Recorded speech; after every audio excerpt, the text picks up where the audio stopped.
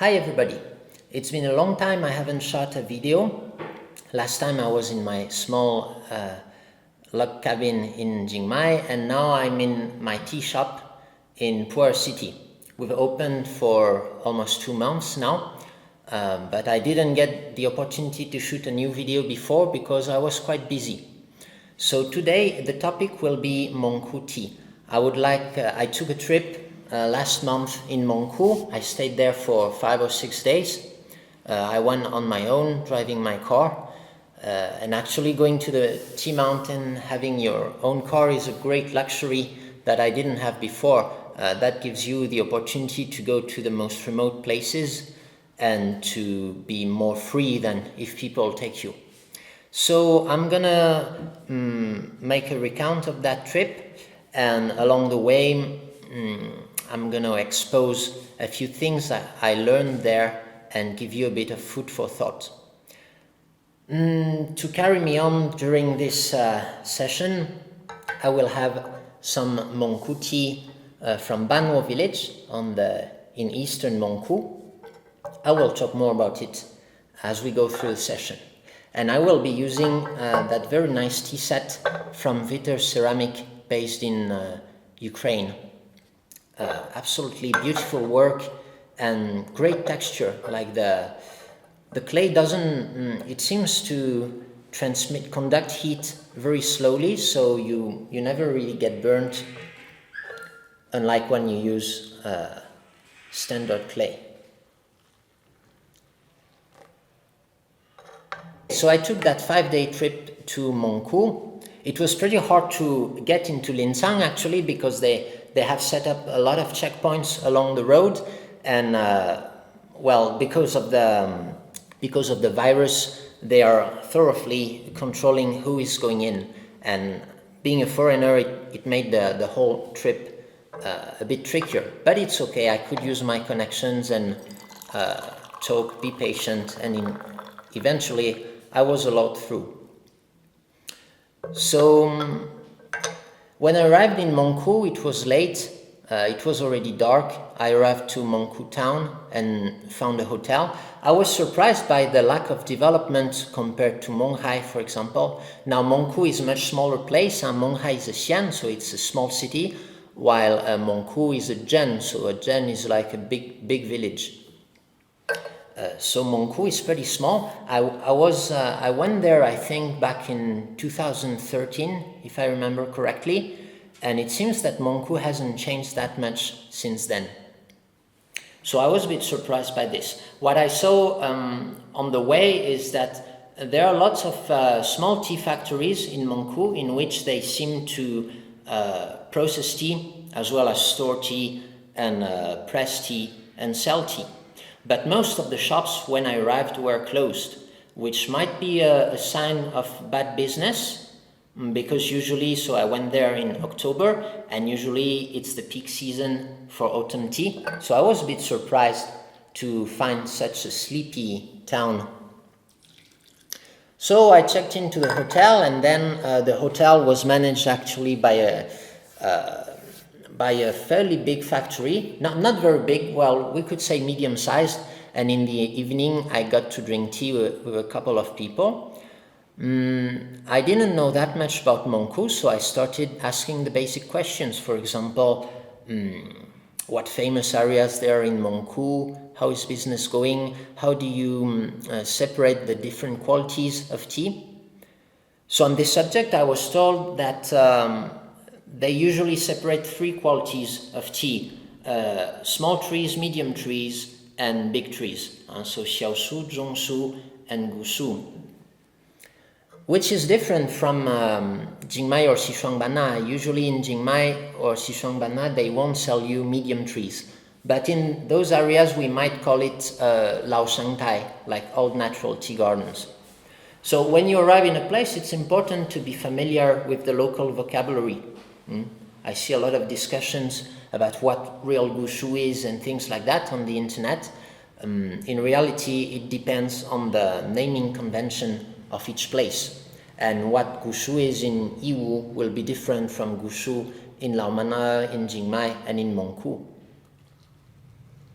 So I talked a bit, and the guy, so they had a workshop in Bingdao, which of course is the most famous village located in the north of Mengku area.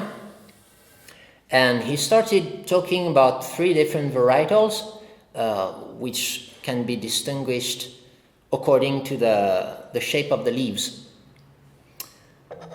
So that was quite interesting. I found this guy very knowledgeable as far as like countryside goes. It's quite rare to find people who can go to that level of detail.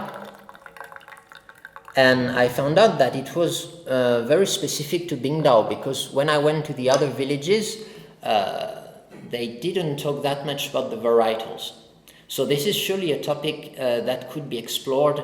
So we drank a couple of teas that allowed me to get a bit familiar with the local taste.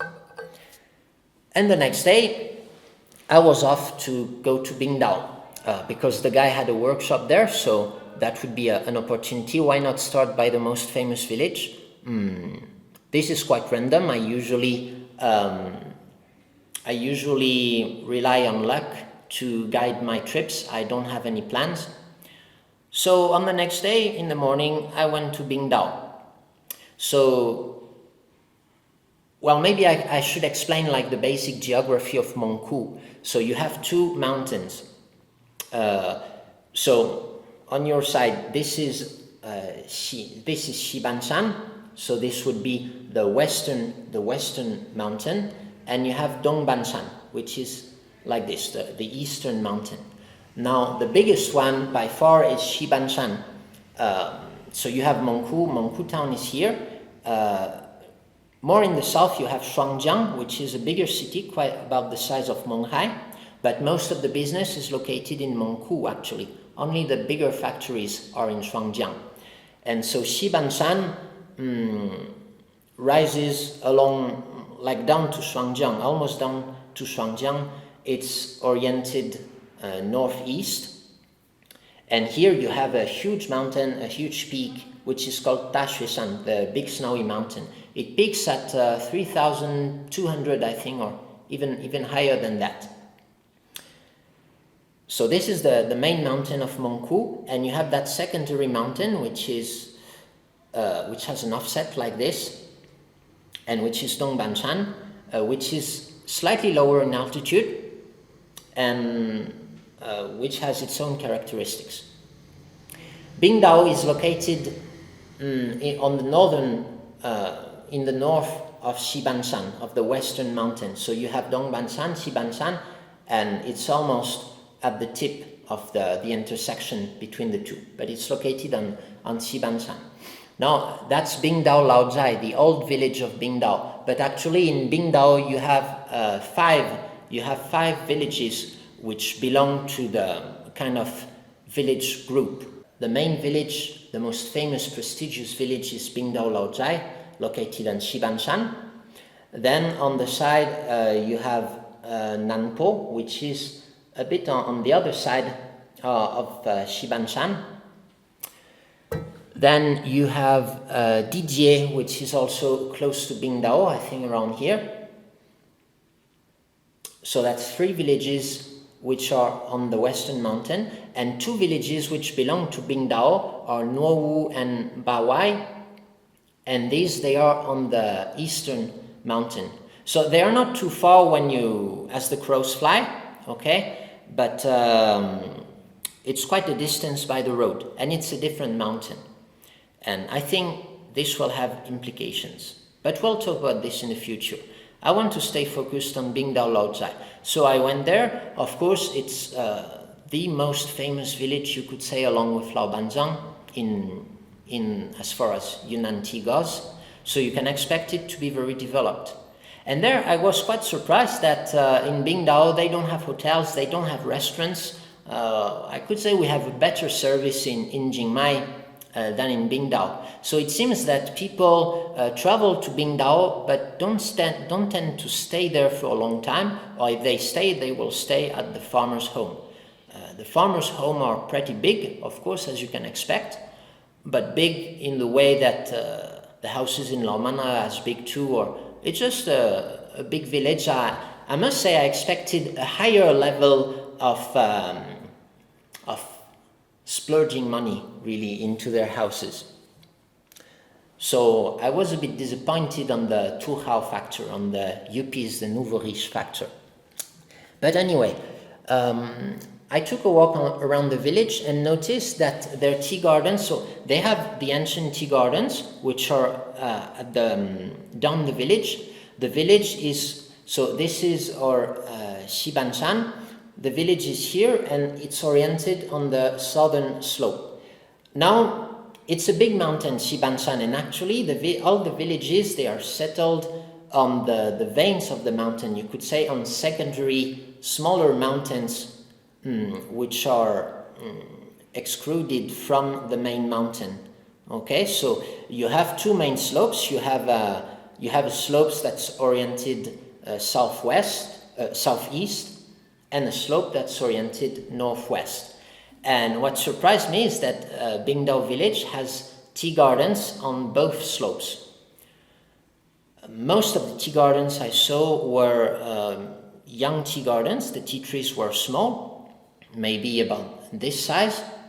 I was told by the villagers that they had been planted some in the 80s and 90s, and some of them, they were also extended after 2007, after the Pu-erh boom. And when it comes to the Gushu, the ancient tea gardens, they are very scarce in numbers. They are very big for the most part, and they are located on the southeastern slope, just down the village. And really, you can walk around these ancient tea gardens in 10 minutes, I would say. So it's a very small number of gushu you have there. And that's why you can think that's what makes them so expensive. Then I went to the processing shop, which is managed by the hotel I stayed in. And so I got to try the Bingdao tea, and indeed, the taste was very good. Very good, but also, of course, the price was very high.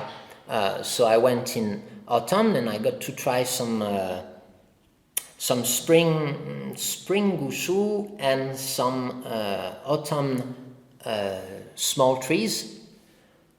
And interestingly, I found that the small trees tasted better, at least at the time of the tasting. That's probably because the tea was had just been processed, and it had a very complex fragrance, a fragrance that you cannot find in Jingmai tea, for example, or anywhere else. So I think what really struck me in these Bingdao teas I tried was the fragrance depth and complexity. In terms of mouthfeel, you got a very soft soup. Without the sweetness of an Iwu tea. It's not like a heavy sweetness, it's more a medium to light sweetness, but what was really impressive was the silkiness, the softness of the soup. So, of course, that was a couple of great tasting sessions. But then I didn't want to spend too much time in Bingdao because anyway, the price range is a bit over the top. It's it's super luxury tea, and I think it's not really relevant to our tea shop. I think we still have to consider price for value at some point. So I saw these tea gardens, mostly small trees that extended at a high altitude, actually, on very steep slopes. Yeah, that's something that I was surprised as I was driving through Mengku. The slopes there are much steeper than what you find in most mountains in Xishuangbanna. And there was that high steep slope, so there was that ridge, and I thought, like, what could be behind that ridge? So I checked the map, and I found that there's a Baka village behind that ridge. So I decided to go there. It wasn't very far, so I climbed down the mountain of Bingdao, made quite a big loop, and then ended up on the other side of the mountain in Bama Village. There are 3 villages in Bama.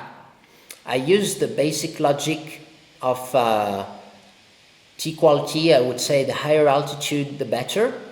Of course, it's not 100% true logic, but that was my gut feeling here. So I went to the highest village in Bama and started walking around.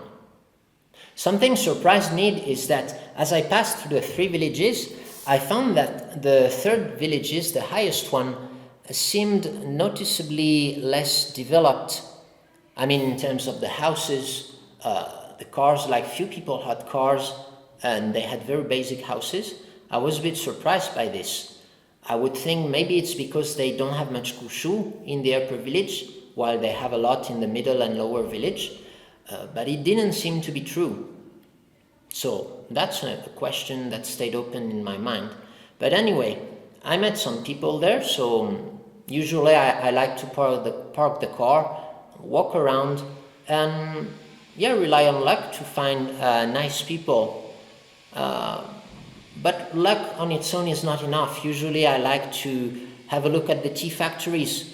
You can look at the tea factories and guess what kind of tea they make. Do they have big machines? What size is their drying house? Does it look clean? Does it look tidied up, professional?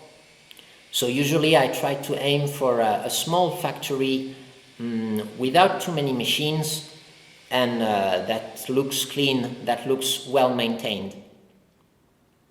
Because usually if you go and, well, at least you can evaluate the degree of conscientiousness of the tea producer, I would say, by looking at how tidy their factory is. So I found a place that I liked, and I entered. I started drinking tea, and then the guy took me around for a long walk, and we went to the highest altitude, just on the ridge that is on the other side of the Bingdao tea gardens. And that was very interesting because it seems that those 2 areas look quite the same. The main difference would be the orientation. So that part of the ridge, the Bingdao gardens would be oriented northeast, and Bama tea gardens would be oriented southwest.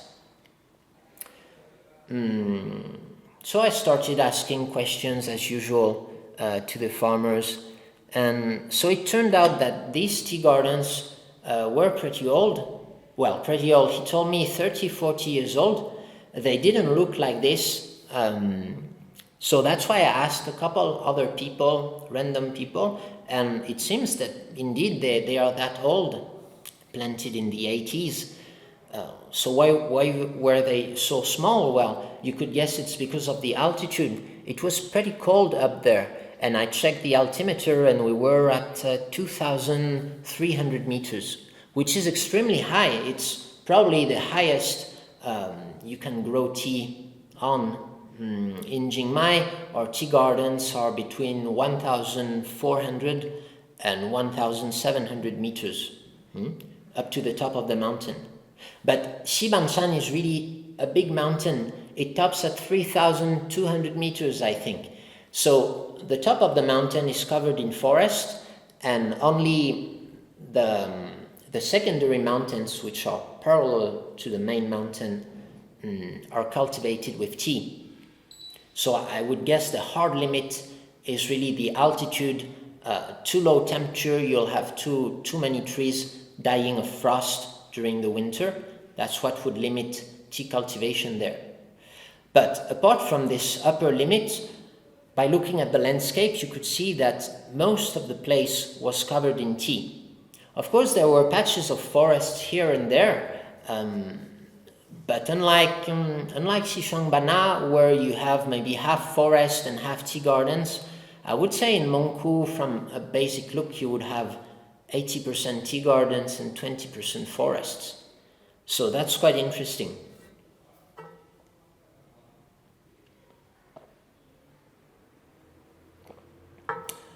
The tea in Baka was very good, so I decided to take samples and go back to Mengku. It was the sunset at Desan. It was getting late, so I could call it a day. I had visited 2 villages, Bingdao and Baka, and I was quite satisfied. A lot of food for thought, so usually I like to go back and sit and write down a few things, think about it. Something that surprised me was that the soil didn't seem very deep. For example, in Jingmai, in Xishuangbanna, you don't really see the bedrock because it's too deep. You can have 20-30 meters of soil depth, and this will have a big influence on the tea plants. But I will keep that for a bit later. On the second day, I went to the eastern mountain, to Dongbang, that mountain. So on the first day I explored the northern part of Shibanshan. On the second day I would explore the whole of Dongbangshan. Dongbangshan is smaller, so one day would be enough. There are 3 main villages, famous villages in Dongbangshan. You have Zhengqitang in the south. Then you cross a small dam with a water reservoir, and then you have a pretty big village which is called Najiao, and then you have the Bano, okay? And then you could continue, and if you continue, I think you could arrive to the 2 villages that belong to Bingdao, so that would be Nuowu and Bawai. I didn't go to these places because the roads were not suitable for my car. Yeah, so I was quite surprised because in Xishuangbanna you don't really have problems with infrastructure. The roads are pretty good everywhere, but in Mengku it seems that a lot of roads are hard to ride, and if they are concrete roads, they are much more narrow than Xishuangbanna. So which indicates probably less government spending, less government investment than what you'd get in Xishuangbanna or Jingmai. And that could explain the lack of hotels and restaurants. Basically, you could say in Mengku the tourism is less developed than down south. So second day I went to, I didn't stop in Zhengqitang, I stopped in Najiao just to have a look, take a few pictures. I drank some tea there, but I wasn't too satisfied with the tea I got, so I carried on, and I went to Bano. In Bano I met a very nice farmer with whom we talked a lot about agriculture. So every time I meet the farmers, I try to understand the recent history. When did they plant the tea? Why did they plant tea? How is the tea managed? What did they do before making tea? Things like that. Then he took me to his garden, to several of his gardens. We had a look at the landscapes, talked a bit about the varietals and stuff. It turns out that on all of Dongbangshan, on all of the eastern mountain, there's a special varietal growing. It's called Tang Tiao Cha. So it's quite confusing because Tang Tiao Cha, it's a picking and pruning method. It's you can see it on pictures. The tea trees look very different. They look like they don't have many leaves on them. It's because the farmers allow them to grow very long branches, and they will harvest all what's on the side of the branches, and what will grow mostly will be axillary buds, which means like buds, apical buds, which means buds that are at the tip of the tea plant. So you will have these tea trees with very long stems, and the tea only growing, well, mostly growing at the top of the tea branches. This is quite unusual. Most of the time you will use a simple flat pruning, which means that you just give the tea trees a haircut, a basic, you cut it like this, or you cut it in a bullet shape, but you don't really care about the branches. Like basically you will cut out all the branches that stick out.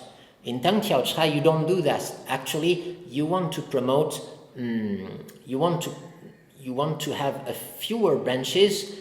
You don't want them to branch out too much, and the fewer branches you have will be very long, so they tend to form an arc like this because they are so long that they will fall under their own weight. This will give you a lower yield. Well, apparently you probably have better growth per branch because more energy is channeled through the branch and you have few leaves to grow. But on the other hand, since you have more wood compared to leaves, you will have more respiration. You will have a lower photosynthesis to respiration ratio, which means that you will have less energy production. Okay, let me remind you that the main goal of the leaves is not to be picked, but to generate energy, to capture energy, sun energy, for the plants to grow. And that's quite interesting because, usually it's a situation we want to avoid. We want to have the trees to have a higher leaf ratio so that they are like solar panels, right? They will capture the energy from the sun, and if you don't have enough, you will lack of energy. If you have too much of them, you will also lack of energy because the leaves also need to do respiration. You need to keep the lights running in the cells, and that requires energy. So if you have too many leaves, you will have a yield that plateaus and then slightly decreases as you have too much respiration. So it was the only place where I found that they actively promote like removing leaves, kind of starving the tea trees from energy. So I talked a bit about this with the farmer, and I still haven't really solved the mystery of why they do this in that region. Well, he told me that Tangtiao varietal, so he told me that picking and pruning style, you can only do it well with the Tangtiao varietal. So that's why they call it the Tangtiao varietal. But when you have a Tangtiao varietal, you don't have to do that picking style. You can actually do a standard picking and pruning with the Tangtiao varietal. And this is apparently what is done in the two villages of Bingdao. They don't use the Tangtiao picking and pruning style there. But I didn't get to visit, so that would be one of the things I'd like to see next time I go. That Tangtiao varietal with regular standard picking. So of course, in those three villages, Zhengqitang, Najiao, and Bano, they will have a lower yield than if they didn't do that Tangtiao picking. But apparently the Tangtiao picking, I still don't have a clear answer why it was done in the first place. But they have to do Tangtiao picking now because it's become their reputation, what they are famous for in those three villages. So we can guess that if they didn't do that, their tea wouldn't be as expensive and they would lose overall money, even though they would have maybe higher yields. So I also discussed a lot the soil, and I was surprised by the large amount of organic matter that you get in those soils. They were very dark, and on the side of the roads you could see that in many places they had a thick layer of organic matter, sometimes over a meter, which is not as usual in those in the other tea areas I've been to. So that could be because there was a thick forest not long ago, and you would still have a lot of organic matter remaining from the forest. But it doesn't seem to be the case because the forests were probably cut to establish the tea gardens at least 30 or 40 years ago. Maybe you would have remains of organic matter for tea trees that were planted 10 years ago. But as time goes, that organic matter is eaten up by microorganisms and it's just consumed. It's just like food for the microorganisms. Another reason could be that you don't have that much soil activity due to the high altitude. If you have high altitude, low temperature, you won't have that many microorganisms. You will have a slow degradation of the organic matter, and that's probably what happens there. A third reason could be that you have a large amount of input there. So either that they let let the weed grow very tall and then cut them. So having them tall, it sucks up nutrients, but it allows them to produce a lot of green matter. You cut it and it becomes organic matter. Either they bring some input from outside. So to bring organic matter, you could use manure or compost, for example, or you could use rice straw, use a mulch, things like that. So from what I understood, they have quite a heavy fertilization there. Well, it's complicated. Some people say they don't fertilize, but usually people don't like to say they fertilize because it's kind of a bad thing for the tea buyers. Tea buyers don't want to hear about pesticides or fertilization, so that's why a lot of people will try to minimize that kind of things. But I was told that by others that there is inputs, mostly of organic fertilizer, so that would be manure mainly. Yeah, but then I asked one question. I don't see cows here, so where do you get the manure? And then, yeah, he told me manure is pretty hard to get. So what can you do? You can only buy it, probably. And the supply of manure would really depend on where you are located. And a situation 20 kilometers away might be very different. Actually, in Xibanshan, we will see, in the other big mountain, we'll see that they have more access to manure, even though overall it's quite a limited access. So if you wanted to fertilize with organic fertilizer, you would have to find your manure elsewhere, and that would cost you. Another solution, if you want to bring nutrients, is to use mineral fertilizer, what we say like chemical fertilizer. So of course people don't like that, but chemical fertilizer, if used in conjunction with a good amount of organic matter, it's not really bad actually.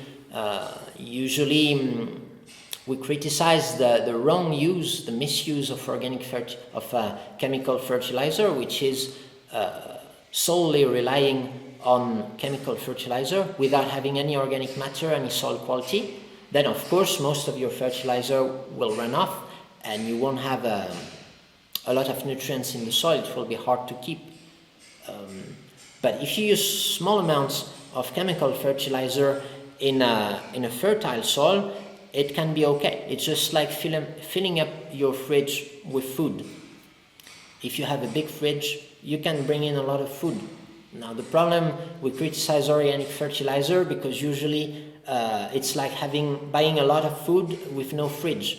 So of course you'll eat a bit, but most of it will go spoiled and will end up in the rivers, the lakes and stuff. But I digress here. So what I saw is possibly they use some fertilization. They have what seemed to be fertile soil, which they complete, like they bring the nutrients to the fertile soil by organic fertilizer and probably some chemical fertilizer. Although I didn't see concretely in the soil, I didn't see any fertilized garden. But of course, when you put fertilizer, you can plow the ground, you can till the soil or things like that. So it's not obvious to see, and usually you'd rather see it in winter than in autumn. Fertilization is usually done in winter in the tea gardens around here.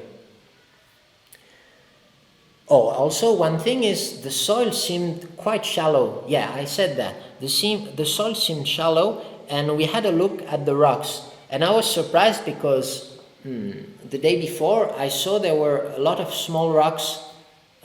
You had a fairly rocky soil, which means that if you dig a bit, you'll find a lot of small rocks in the soil. And so that was in Xibanshan, lots of small rocks in the soil around Bingdao.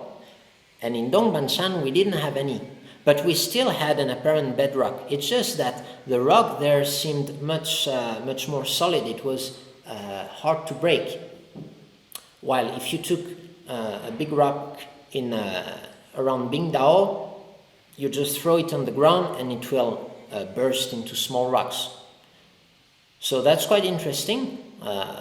Could it be two different rocks? They looked a bit different. Then I tried to check a soil map, but I didn't find. The soil map says that all that area is made of the same bedrock, so that's quite interesting. It could be the same bedrock, but it went through different alterations due to the geological history, and at least what we can observe is that characteristic. In the western mountain, at least in Bingdao area, we have small rocks, we have a rocky soil, while in Dongbang the soil is quite shallow, but the soil doesn't have rocks in it. So I enjoyed the taste, and the taste is noticeably different from what I got in Bingdao and Baka. So in Bingdao and Baka, I would say there was some similarity in the taste, although I would say the tea I tried in Bingdao was of superior quality. Now, it could be due to a variety of factors. Maybe the processing is better there. Maybe they take more care in the way they farm the tea. But I would think that one of the main reasons would be a difference in terroir. It could be a difference in soil, although I didn't notice a big difference between Bingdao and Baka, because it's located on the same small mountain, which branches out from Tashuesan, from the big mountain of Shibansan. It's on the same sub-mountain, it's just that they're on one side and the other. The main difference could be the exposure, of course, but Bingdao had gardens in a U shape like this, so you could say you have different exposures. And you could say Baka is quite the same, although they have more southern-oriented slopes, they also have some eastern-oriented slopes. So it was hard, and I was a bit frustrated. I wanted to explore more about the taste of tea in relation to exposure, to the aspect of the slope. But I wasn't able to, because it seems that they don't separate the picking according to the slope. And it got me thinking a lot. And during the time I was there, I kept looking at the slopes, checking the orientation, checking the time of the day, and when one slope would be exposed to sun, when it would be covered in the shade. And I noticed that due to the size, the considerable size of those two mountains, when you're there, you really have one big mountain there, and the other mountain is far, but it still covers, in terms of relative angle, it still covers a significant portion. It means that the sun rises late, because in the east, it's covered by Dongbang, okay? So maybe you only get sun around 9 or 10 o'clock, not at 7 o'clock, okay? Because it's covered. Then it goes here. So in the south, you will have a strong exposure. That exposure is reinforced by the slopes. You have steep slopes, okay? Here we're at 23 degrees of latitude in Mengku, which means that on average at 12 o'clock, the sun will be orientated 23 degrees down from the top of your head. Okay, if you have a slope which is 23 degrees in inclination, you will have the direct sunlight. You will have the highest amount of energy per surface area. Okay, this is a very people pay a lot of attention to this in the wine world, where exposure to the sun is very important. Interestingly, I didn't hear too much about this in the tea world, and that's something I start thinking about seriously.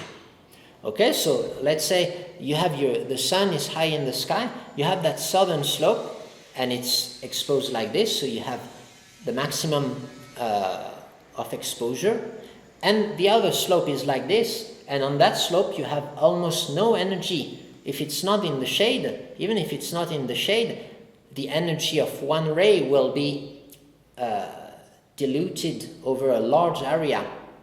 Okay, so you will have much less lightning, you will have much less energy per square meters on that slope. So does it make a difference in tea cultivation? Theoretically, it should make a big difference. So that's a topic I'm thinking about, and I need to learn more about it and maybe do experiments. So that's what the steep slopes and the specific orientation of the Mengku tea gardens taught me. But yes, so I noticed that the taste of tea in Dongbang was quite different. My first impression was that the tea didn't have very complex fragrance, didn't have as much sweetness as what I had tried in Bingdao and Baka, but there was a better cha tea. It was like a feel-good tea. Actually, the tea I'm drinking is from Manure, so it's from the village I visited on the second day on Dongbang, and that's the tea I bought from the farmer.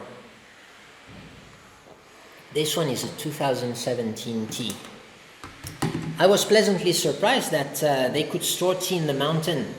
Usually if you go to Xishuangbanna and they tell you they have tea from past years, it probably means the tea is not so good, and it probably means it was not well stored. But due to the high altitude of those villages, actually it's dry enough so that you won't have any problems with moisture and with tea turning bad. So that's pretty cool. So I got a couple of older teas. Now on the next day, I went to... So the next 2 days, I chose to explore the remaining parts of Xibanshan, okay? On the first day, I had been to Bingdao and Baka. Now, I would go to the middle, Dongguo and Molier. Molier is a very famous village. The price of tea is very expensive. So I said, yeah, why not go drink expensive tea? So I drove there. But actually, when I arrived in Dongguo, which is one of the bigger villages there, I saw a lot of tea. There was tea absolutely everywhere. And it was still a pretty high altitude, I think 1,800 meters, and it was covered in tea everywhere. It was very close to Tashueshan actually. So again, the upper limit was like 2,200, where you would have too cold temperatures to grow tea. So I kept driving in Dongguo, and then I arrived on a really bad road, and I said, it's not gonna do it for my car. So I parked the car, and I was a bit frustrated because I wanted to go to Molier. I don't like to turn back. So I checked the map and I said, it's only 3 kilometers away. Okay, so let's walk there. So I took a walk on that bad road. And along the road, I saw some cows in a beautiful setting. You had, on the left, you had a beautiful lake, a Bingdao Lake, which is in the valley. Again, in this dramatic landscape where you have steep slopes. And on my right, you had that Tashueshan, the big mountain covered in clouds. The time I stayed, it was all pretty cloudy. And you had beautiful tea gardens everywhere. And I thought, like, why don't tourists visit here? It would be cool to have a beautiful guest house there where you have a site on Bingdao Lake and a site on Tashueshan. And I kept wondering why they wouldn't do this there. And then I saw a couple of cows, and then I met a guy. He was actually the cowboy, and he told me he needed help to gather his cows, and he would take me to his tea gardens. I thought that was a cool idea, so I started helping him gathering his cows, chasing his cows around the tea gardens, driving them into another patch of land. So that's interesting because he had like 12 cows and they were grazing in the tea gardens. And apparently the other people let the cows graze in the tea gardens because it facilitates the work, it controls the weed, and it's a pretty good job. Interestingly, he told me that there were very few cows actually. There were still a few, but fewer and fewer people would raise cows because they were mostly focused about tea. So I stayed with him for a couple of hours. He thanked me by offering me some really nice wild honey when we got to rest in his small cowboy house up the mountain. And then as the cows were grazing, I said, okay, I'm going to walk to Molière. So I was not far at that time. I walked to Molière, and interestingly, the village was very, very small. It was a Lahu village. Oh yeah, I didn't talk about this, but most of the villages there are Han Chinese, the majority of the Chinese. That's quite surprising, knowing that I would say most of the tea mountains, apart from Yiwu, are populated by ethnic minorities. So, like Dongguo was Han. I think all of Dongbangshan also was Han.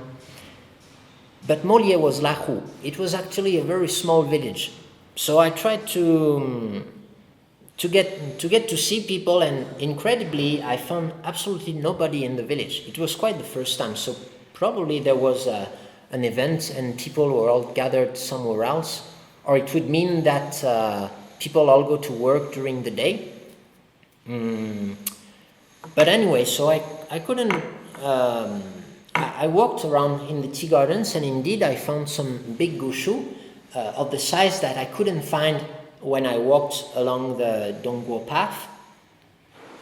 So it seems that Molière is famous because they have those big gushu.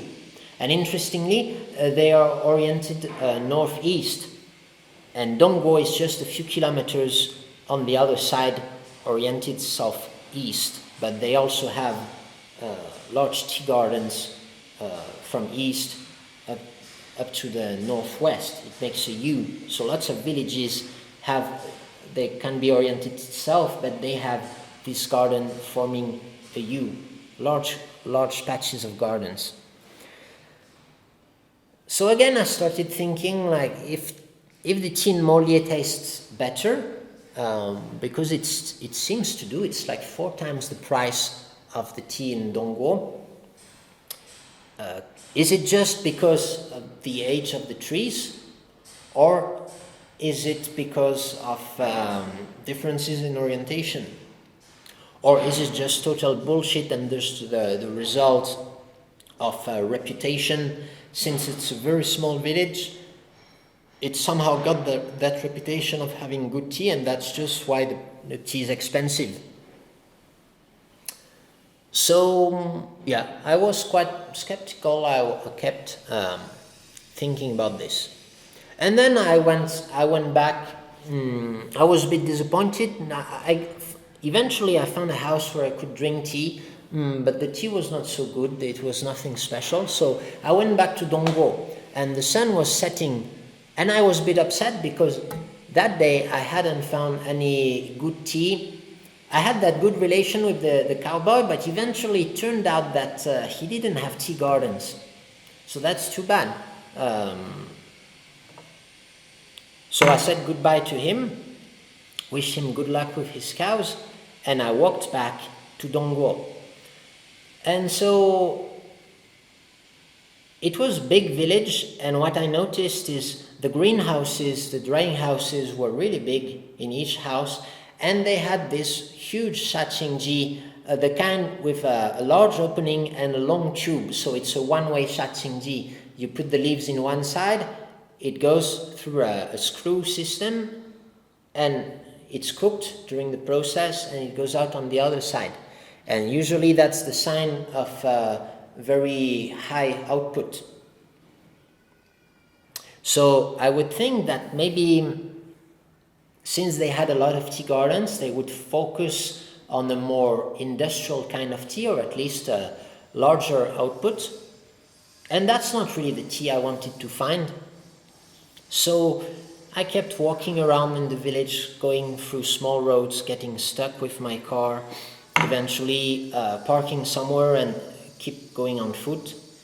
And as it was getting dark, I saw just a small factory, like I like to see them, with no machine, two well-maintained walks, a few withering mats, a few flat bamboo baskets like we have in Chiang Mai, a small greenhouse. So I said, yeah, that's the factory I want to visit. So I went there and I started talking with the people there, and we ended up drinking a lot of tea, and it turned out the guy was quite passionate and knowledgeable about tea. And he said that indeed in Dongguo they were focused on large output for cheap tea, but he was trying something different. He was trying to make only handmade tea, select the tea gardens and sell at a higher price. So quite a bit like what we do in Chiang Mai, or what you'd find in areas with more reputation. Okay, because Dongguo is not particularly famous. It's a big village with a high output, but not particularly famous. And it turned out that I was very, very pleased by his teas. So I decided to buy some, and they're in the pressing factory now, and you will get them available on the website soon. And we talked a lot again. He was some government official, like small position, so he told me that because I also tried to understand how is the knowledge broadcasted or transmitted through the communities. And he told me that in Dongguo they have that Duizhang system. So you have the mayor, the Cunzhang, then you have the community chief, you could say, the Shezhang, who is like the vice mayor, who is more in charge of really talking to people and knowing people well. And in that village they also have Duizhang, which means they separate into hamlets, you could say, or sub-villages, and each hamlet has one community leader who will ensure that the information from the top is carried through. So that can concern like the use of pesticide, or mainly like not using pesticide, not using herbicide to clear the weeds, the way how to process tea, what the price of tea should be, things like that. And like if you have a disease in your garden, maybe you should talk to that guy and he will ask advice in the upper echelons.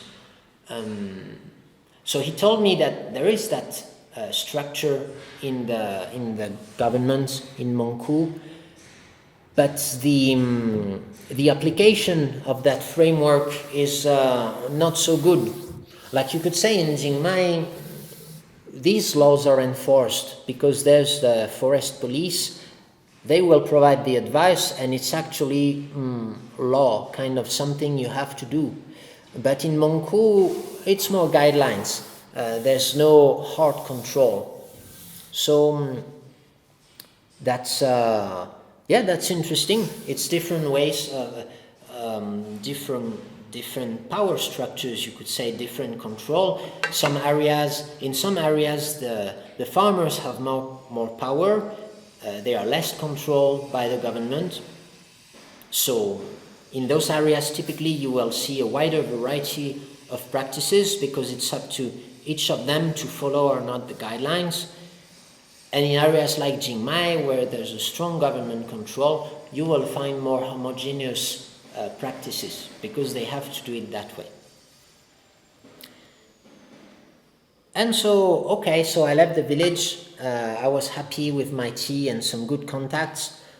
I went back to Mengku, and of course every day I went back to Mengku, I would use some time, if I wasn't tea drunk, I would use some time in the evening to drink tea with more people, talk with different actors in the industry, like for example, some owners of small tea shops, some owners of larger factories, larger operations, and so on. On the next day, I went to Xiaohusai, so that would be even more south in Xibanshan. And Xiaohusai is one of my favorite villages. I really love the tea from Xiaohusai.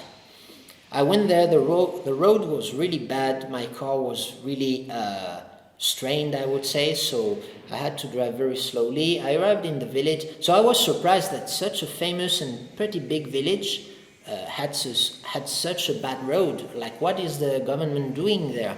In Xishuangbanna, it's been a long time that the famous villages have been covered in concrete roads, at least. So I was again surprised by this. I arrived in the village, and quickly I found, I was lucky on that time, I found a factory that looked very clean, very professional. I saw that the factories in Xiaohusai were pretty big, so I went to the Han village. There are two main villages, or maybe three, but I visited two villages, one Lahu village and one Han village. And the Lahu village has the biggest tea garden, the biggest ancient tea trees, and has the highest prices. The Han village has slightly cheaper prices and also some gushu, but usually not the biggest ones. The difference is that the gushu in the Lahu village is visible, it's in the village itself, while in the Han village it's more on the upper slopes. It seems it's a matter of inheritance. Maybe the Lahu were there first, and then some Han entered, started living there. They eventually inherited some of the gardens. Maybe they planted some themselves. I didn't get a clear picture of the history in Xiaohusai. But what I got to try was the tea. And the tea, I love the tea from Xiaohusai. It's a pretty, I would say, pretty offensive tea. Like, you get a straightforward bitterness head on, but it just disappears quickly. And it's an active tea. You can feel it in some way a bit like Yiwu tea, like you could say it has that a bit heavier thickness than the other teas I've tried in Mengku. So it's less about the fragrance and more about the mouthfeel in Xiaohusai. And I found that very interesting because it seems to be a characteristic quite unique to Xiaohusai in that area. If you go north in Tahusai or Dongguo or Baka or Bingdao, the teas seem to have less thickness than Xiaohusai. And then I got to get a motorbike there, and so I was happy because I could go to the smaller roads, and so I got to explore a bit all the gardens there. So they have a significant amount of gushu. Now in Xiaohusai, what they call gushu is not that big. Now I guess they try to sort according to age. So the gushu, it's the tea that they don't know when it was planted, so probably over 100 years ago. And then what they call zhongshu is what they planted in the 80s mainly and 90s, so 30, 40 years old tree. And then the xiaoshu would be what they planted after 2007. Basically, you'd have that separation. Now I bought mostly zhongshu. Well, you will have the detailed layout, but I found that the price difference between zhongshu and gushu and the taste difference is not as pronounced as what you'd have in Laoman or Jingmai. Typically, so here, I think the price difference, you could say like a typical gushu will be twice as expensive as a middle shu, like as a middle tree, okay, as a zhongshu. But if you go to Laomana or Jingmai, the gushu will typically be 4 or 5 times more expensive than the plantation tea, than the small trees.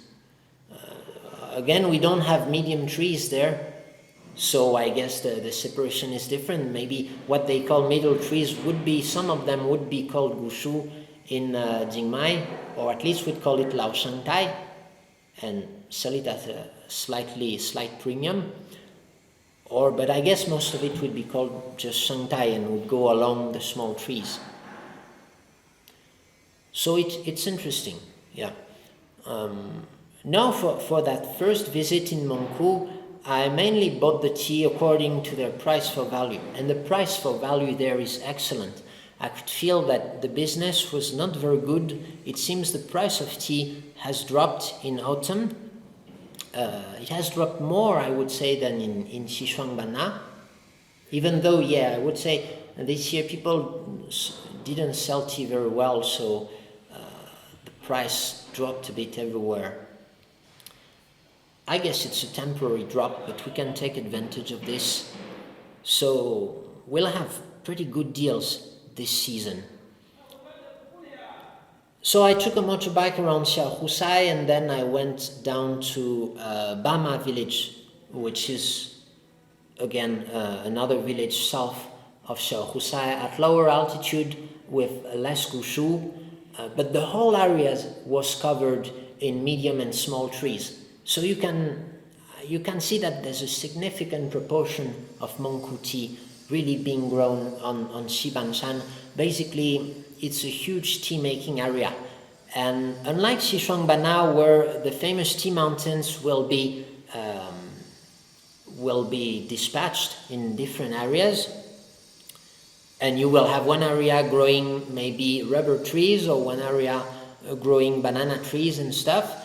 All of Mengku area really, as soon as you get on the slopes, it will be tea. And the tea farmers there are heavily specialized. They rarely raise pigs or even chicken. They just make tea. So it's quite a different kind of farmer than what you can find in Xishuangbanna or Jingmai.